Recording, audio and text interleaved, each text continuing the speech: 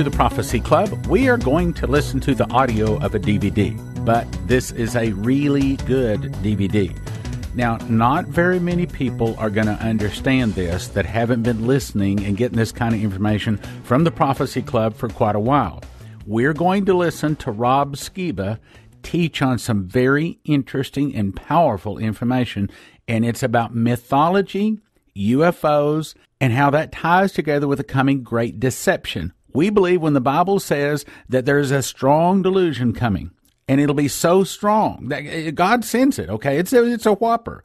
So strong that if they had not already come to the knowledge of the truth that Jesus Christ is Lord, they will believe this lie and be damned.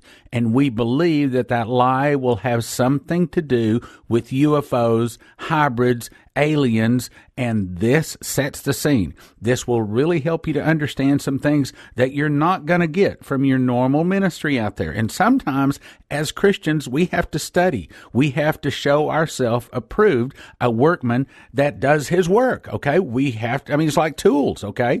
Here's what we're going to do. In the past, we offered these 3 DVDs, Mythology, UFOs, and the Coming Great Deception, and Babylon Rising, 322 Tetrads in the Time of Jacob's Trouble, and 2045, The Year Man Becomes Immortal, valued at $90, and we've been offering them, first it was for $50 or more, and then we even had another gift offer where it's $40 or more. But if you call today, and if you say, I want the Christmas Skiba gift offer, you got to say the word Christmas, or look online at prophecyclub.com for the Christmas Skiba gift offer. Then you can get all 3 of them for a gift to the ministry of just $30.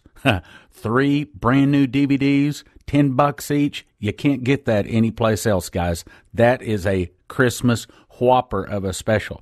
And I'll show you what I'm talking about because you're about to hear some really, really good information. Now let's go listen to Mythology, UFOs, and the Coming Great Deception by Rob Skiba. These are some of the top thinkers in the world saying we could build gods if we wanted to. Now think about that. If you actually have the ability to build a god, what does that make you? What do these people think? Wow. Again, is this a vision of things to come? Yeah, if these guys get their way, absolutely. That's what they're trying to create. Cyborgs, hybrids, super soldiers. It's exactly what they're trying to create. It helps you understand why Yeshua said in Luke 21:25, and there shall be signs in the sun and in the moon and in the stars and upon the earth, distress of nations with perplexity, the sea and the waves roaring, men's hearts failing them for fear and for looking after those things which are coming on the earth. Helps us understand why he says things like that and why he says there should no flesh be saved, right? Unless those days be shortened. That's what's coming. Solomon said in Ecclesiastes 1:9, he tells us that what has been will be again, and what has been done will be done again. There's nothing new under the sun. Remember what I said earlier? Yeshua said our days, if we believe we're in the last days, is going to be like the days of Noah. We need to expect we're going to see some of this stuff, and especially if we're not getting out of here in the pre-trib rapture. I know you guys are hip to that because I know what Stan believes. I'm in agreement with him. There's going to be some stuff coming. And most people who think they're going to fly away old glory and get out here quick, I think they're going to be the ones most susceptible to the coming great deception, in my opinion. That's why I believe this message is important. Because I have people tell me all the time, what do we need to know that stuff, Rob? Why do we need to know that? We're not going to be here for it. I'm like, what if you are? Here's the thing. Look, if Stan's wrong, if I'm wrong about this whole post-trib thing, great. Woohoo! What do I got to lose?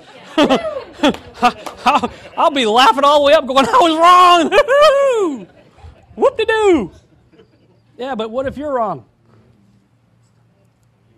You're going to be hurting. Here's the thing. I'd rather be prepared and not have to be prepared than not be prepared when I do need to be prepared. All those people think, I don't need to worry about that stuff. Yeah, you might need to at least pay attention just in case. Because it seems like everybody in the Bible is telling us that, especially as you go through it. You shall be like gods. Well, the pharaohs thought they were gods in the ancient world, right? Pharaohs thought of themselves as gods. The Caesars, they thought of themselves as gods, didn't they? Yeah. Various kings and emperors around the world thought of themselves as gods. What about presidents? I'm going to suggest to you that nothing has changed. And I'm actually going to question this whole notion of one nation under God. Which God? What are we talking about here? Now, all of us who come from a Judeo-Christian background, we think that what's on the back of your dollar bill and everything is a reference to the God of Abraham, Isaac, and Jacob. I'm going to suggest absolutely not. And there's a reason why they put it all in caps. You know, when we, from our Judeo-Christian way of reckoning God in text, we spell capital G, little o-d, and all the pagan gods in lowercase, right? It was strategic that they put it all in caps to hide something, I would suggest. Osiris. Remember, I told you to remember one of the names of Nimrod. He became known by the name of Osiris. Osiris America and the number 13. I'm going to point a few things out there. I've got a depiction up there of the Great Seal of the United States with the so-called eagle on the front and the pyramid on the back, and the Betsy Ross original flag right there. Well, looking at the Great Seal, we'll see that there's 13 steps of the Great Pyramids on the Great Seal's pyramid, 13 letters in the Latin phrase annuit coeptis, 13 letters in E Pluribus Unum, 13 stars above the eagle, supposedly a Star of David, which I would suggest has absolutely positively nothing to do with David, but that's another talk in and of itself. 13 bars on the shield, 13 leaves on the olive branch, 13 arrows, 13 original colonies, 13 stars, 13 stripes on our original Betsy Ross flag. 13 all over the place. Why 13? Well, in the Egyptian myth, Osiris was hacked up into 14 pieces by his evil brother Set. Only 13 of which of those pieces were found. The 14th piece that was missing was his phallus, and that's what his half-sister slash mother slash wife Isis fashioned into an obelisk and used it to impregnate herself. But of the pieces of Osiris that were found, only 13 were found. He's the original Frankenstein. In fact, Mary Shelley was a student of some of the Illuminists out there, and she was writing basically an allegory regarding the last days, I believe, the Antichrist and specifically the story of Osiris with Frankenstein. Okay? Betsy Ross, how many of you were taught that she was the originator of the first flag? I was in school. Everybody, the Betsy Ross flag, right? Well, history.org says there's absolutely no evidence whatsoever to suggest that that story is true. Yeah. That story apparently was made up by one of her descendants. I think it was her grandchild. It was a family story. Because she did make flags. She was a flag maker. But there's no evidence whatsoever to suggest that she had any interaction with George Washington in the creation of this flag like we were taught in school. History.org tells you that. Nothing suggests that Washington ever even dealt with Betsy Ross for any reason. No written material of any sort supports the story whatsoever. What does the historical document, what does the historical record show us, actually? What does it reveal? According to history.org, it says, we do, however, have a good idea about who originated its design. Credit for that achievement may go to Francis Hopkinson, a New Jersey representative to the Continental Congress and signer of the Declaration of Independence. Hopkinson was a talented man with a strong interest in designing symbols. Now, I'm going to stop right there. The language of the Illuminati and the Freemasons and all their various daughter and sister branches of secret societies, their language is symbols. They speak in symbol. Why? Because symbols reveal to those who have eyes to see and conceal from those who do not have eyes to see. That's why they use symbols. They speak in symbols so they can hide what they're really trying to say. Only those who are in the in crowd know what the symbol means and what's being said there. Well, this guy loved designing symbols. In fact, he played a role in the creation of the Great Seal of the United States. When you look at all of the symbols in the Great Seal of the United States, first of all, when you're talking about a symbol, all of the iconography contained within a symbol has to harmonize with itself for the language to make any sense. Right? Whenever you have all these imagery in a symbol, it has to harmonize with itself. And Manly P. Hall is one of the most prolific writers of Freemasonry, came right out and told you, whenever you see an eagle that has a point on the back of its head, like our so-called American eagle, that's what I said so-called earlier, turn over your dollar bill, look at the eagle, get a magnifying glass out if you have trouble seeing that small. Look for the little point in the back of his head. Because Manly P. Hall said whenever we depict an eagle with a point on the back of his head, it's really a stylized, conventionalized phoenix. What is the phoenix?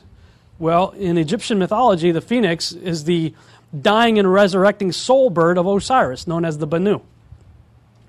The dying and resurrecting soul bird of Osiris is what the phoenix is. And Manly P. Hall says whenever you see the so-called American eagle, if it's got a point on the back of its head, no, the symbol is the phoenix, talking about resurrecting Osiris. And everything about that eagle and the pyramid and the all-seeing eye of Horus, it's all Osiris right there. He's the guy that's credited with the creation of our flag. Now, I'm not preaching to you right here. I'm just going to suggest something to you. Look into that. Because I'm as patriotic as they come, okay? Boy Scout, third-generation Army guy, love my country, served 8 years in the Army, was in the Honor Guard, and my job was actually to carry that flag. Now, I have a really difficult time now pledging allegiance to the flag of the United States of America and to the republic for which it stands. It's not a republic anymore anyway. One nation under capital, G-O-D, not the God of Abraham, Isaac, and Jacob, with liberty and justice for all, which are synonyms for Semiramis. I have a hard time doing that now. And it makes me very uncomfortable, actually. Because I used to get really upset, being an Army guy, Honor Guard, when I didn't see somebody at a baseball game take off their baseball cap or whatever. I'm like, how dare you? Do you know the price of freedom? All the rhetoric we're taught. I'm not that guy anymore. That's me. I'm not preaching anything to tell you. You will have to come to your own conviction on it. But I would suggest you look into it and pray about it. Because from my reckoning and from history.org, it all goes directly back to Osiris, who is Nimrod. I would also suggest you write these names down. Look up Chris Pinto. He's a very fine documentary maker. These 4 movies right here he created. The Hidden Faith of Our Founding Fathers. How many of you are familiar with the work of David Barton? Wall builders? There are people like him that go around the country saying we had a Christian heritage, Christian-founded country. Yes. Puritans and Pilgrims? Sure. Founding Fathers? Absolutely not. These guys were deists. They were Illuminists. They were Rosicrucians. They were Freemasons. They knew how to speak the Christian lingo, but what did Jesus say? You will know them by their what? Campaign slogans? Founding documents of a country? No. You'll know them by their fruits. Look up, Benjamin Franklin and the Hellfire Club and some of the organizations that these guys belong to. No. And I think Chris Pinto did an outstanding job in the documentary, The Hidden Faith of Our Founding Fathers, in revealing that. Also, his documentary, The New Atlantis, talking about Francis Bacon and his vision for the new America to be the new Atlantis. Riddles in Stone and The Eye of the Phoenix. I highly recommend you watch all 4 of those movies. I'm not going to leave this up there much longer, so get with me afterwards if you didn't get a chance to write them all down. One day, fairly recently actually, I woke up with the word Ningirsu in my head. And I've been walking with the Lord long enough to know that when I wake up like that, God's trying to tell me something. And so when it was like ringing inside my head, Ningirsu, Ningirsu, Ningirsu. I'm like, what is that? What is that? So I finally, after I got up and got ready for my day, I went and looked up Ningirsu and found out that was an earlier name for the god that became known as Ninurta, who traces directly back to Nimrod. Well, Ningirsu, specifically when I looked up Ningirsu was the god of war and agriculture. Remember I told you, keep that in mind earlier? Well, eventually in the mythology, because as you got the Sumerians, the Assyrians, the Babylonians, the Akkadians, they all kind of had their own mythology, and they exchanged ideas and names and came up with other names and stuff. But then you got the Egyptians that borrowed from them, and then you got the Greeks that stole from them, and then you got the Romans that copied the Greeks. So, Zeus becomes known as Jupiter, and you see a lot of crossover with the different gods, where they take on different names depending on the culture. Somewhere along the line, the god that was known as the god of war and agriculture got split into 2 personalities, where one went feminine, became the god of agriculture and the feminine personality, and the masculine took the attribute of war, the god of war. And you see that, actually, in the entrance of the Capitol building. The god of war and agriculture on either side of the entrance to the Capitol building. You'll see the main entrance of the Capitol building, and to the right is the god of war, and to the left is the god of agriculture. Ningirsu, Ninurta, Nimrod. Okay? Our country is worshiping Nimrod, and has since its founding. All right, that was a big eye opener for me. You want to know why our country's been at war since we were founded at the Revolutionary War? It's right there. Every time our congressmen walk into that building, they're walking past the God of war. There will never be peace. Never, as long as that continues. There's not going to be a change. And oh, by the way, when you talk about Washington, D.C., what does D.C. stand for? Who's that? District of Columbia. Okay, we got to think about these things, guys. Yeah, we just say it. Yeah, Washington, D.C., whatever, blah, blah, blah. We don't sit and think about it. I'm going to remind you what the Ten Commandments said, right? Don't have any other gods before me. So we set up our nation's capital as the district or region, geographical location of Columbia. Well, who is Columbia? Yeah, perched on top of the building is the goddess Columbia. She is seated at the top of the Capitol dome, which if you go back to ancient Egyptian architecture, the dome represents the womb of Isis, who was Osiris' wife. And the Washington Monument, the obelisk, represents the phallus. And right there in Washington, D.C., you've got the phallic symbol of Nimrod over here, and the womb of Isis over here, and the reflection pool in the middle that connects the two in copulation. It all goes back to Egyptian mystery school stuff. And it's the same thing as depicted in the Vatican. Right? But in our nation's capital, right on the roof of the dome of the womb of Isis, is Columbia, who is another name for Semiramis, Ishtar, Isis. She became, just like Nimrod became known by many other names, so did she. She was his half-sister / mother / wife. You want to know who physically was the whore of Babylon? That's her. Physically. Okay, that was her. And she became known as just as many names as he did. In fact, she was actually instrumental in starting many of the world religions that were centered around the worship of her husband. So she's just as popular in the ancient world as he is by many other names. In fact, when you walk into the Capitol building in the visitor center, how many of you have seen The Matrix? You know, the blue pill and the red pill? I was sucking on the blue pill like most of my life. A few years ago, took the red pill. Once you take the red pill, you can't go back.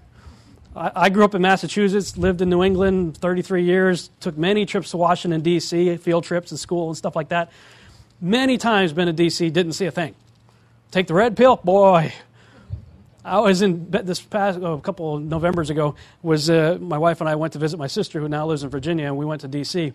And I'm like, now that I've done this research, now that I've taken the red pill, I've got to go back. We only had 5 hours there. What I saw in 5 hours, I mean, you need like 2 weeks in D.C. to really see everything.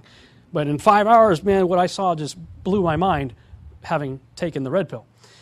When you go into the visitor center, you're greeted by this huge statue right there. Well, that's the original sculpture that the one on the roof was cast from. Okay? Well, you go from, if you're looking at that statue right there, just off to the right is a theater, and they escort you into the movie theater, and they show you a film on the building and the making of the Capitol building. Right? But the movie starts off with nice patriotic music and imagery and everything else, and across the screen it says, "The Temple of Liberty." And I said, "Temple? What are temples for?" Gods! Which God? We just passed her in the hallway. Who is she in your Bible? Well, Jeremiah calls her the Queen of Heaven. She's also known by the various other names: Semiramis, Ishtar, Isis, Columbia, Liberty, Diana, Venus. These are just a few of the names that she's associated with.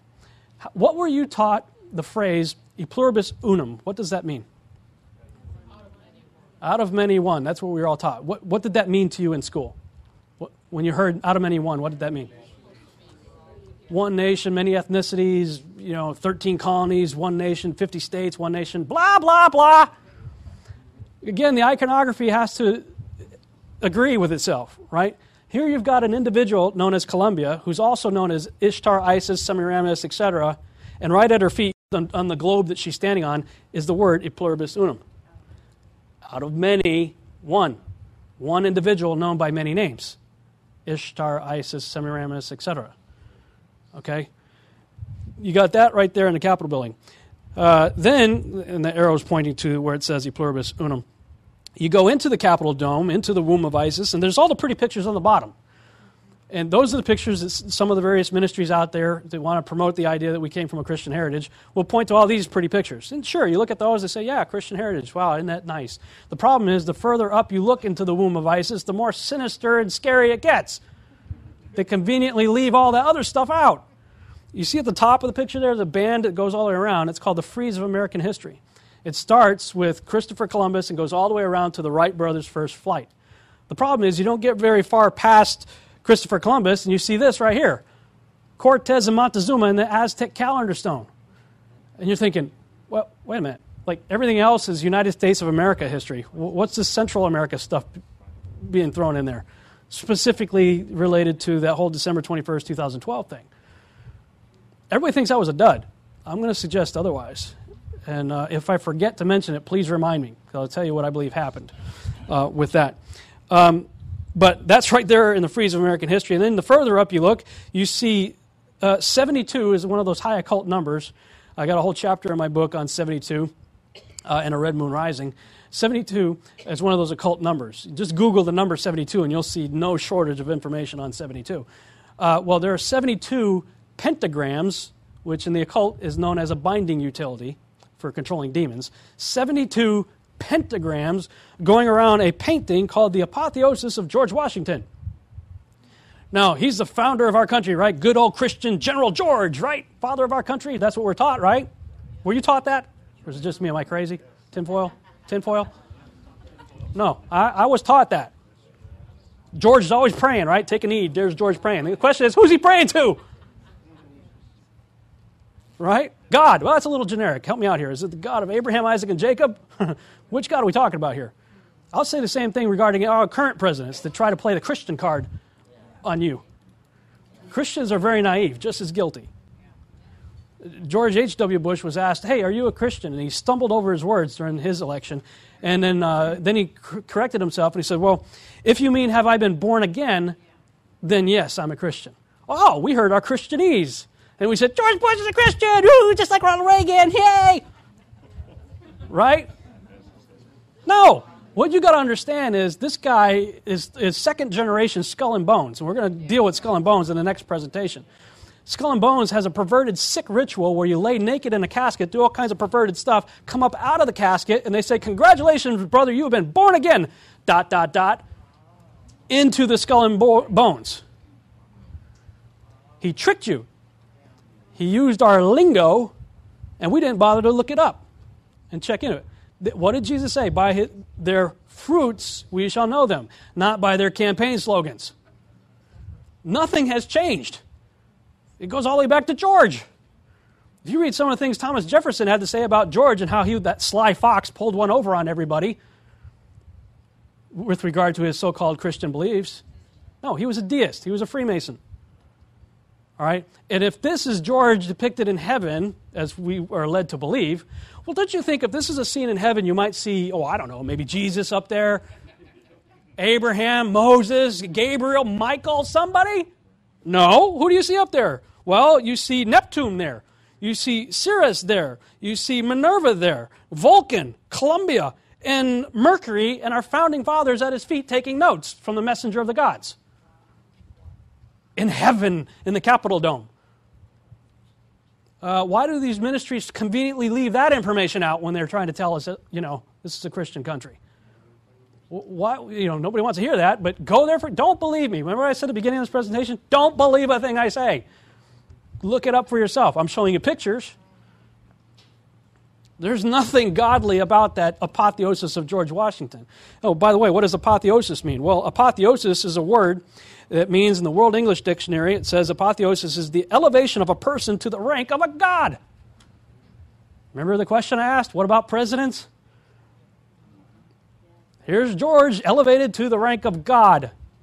And so I asked the tour guide, I said, when was that painting done? And she said, 1865.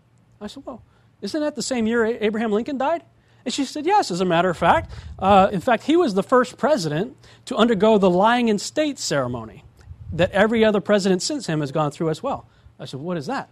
Well, that's when they bring the body of the dead president under the womb of Isis in the apotheosis of George Washington, and they leave it there. Now, according to what the rest of us are led to believe, that's just to have a public viewing of our dead president, in the nation's capital.